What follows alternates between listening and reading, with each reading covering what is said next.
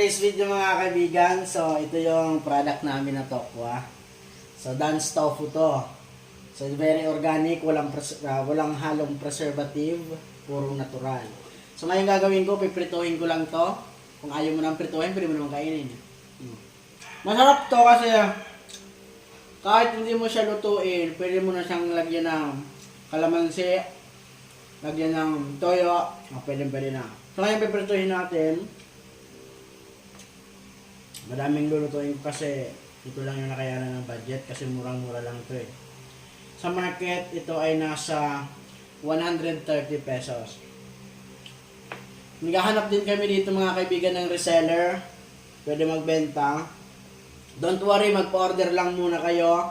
And then kapag madami na nag-order, saka namin i-deliver sa inyo para hindi masira. Kasi sayang naman kapag order ka ng marami tapos walang bumili sa inyo, di masasayang. So ang gagawin natin, magpa-order ka lang kapag medyo 10 na yung nag-order sa inyo, 10 piraso di-deliver namin sa inyo dyan.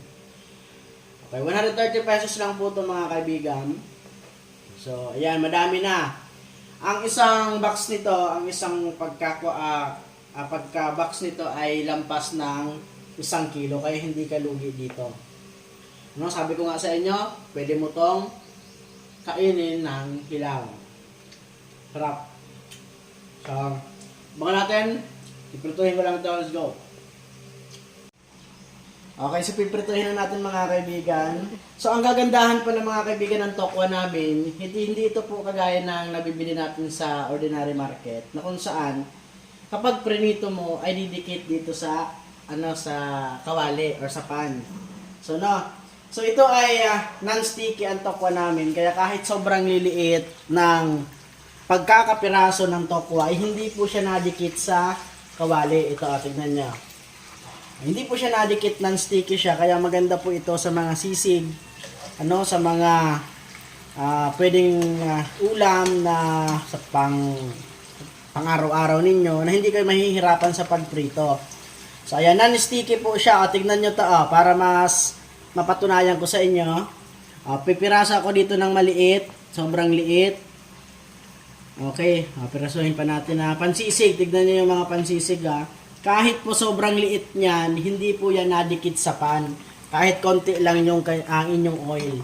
So yan yung kagandahan ng tokwa namin. Kaya mga kaibigan, halos lahat po gustong bumili ng tokwa, halos lahat ng order namin or luto namin ay palaging nauubos. Dahil nga sa kagandahan na napakabilis maluto. Pwede kagaya ng iba na kukuskusin mo pa yung pan para lamang ay tawag dito, makuha yung tokwa. So, saan ka pa, di ba? So, dito na tayo sa tokwa.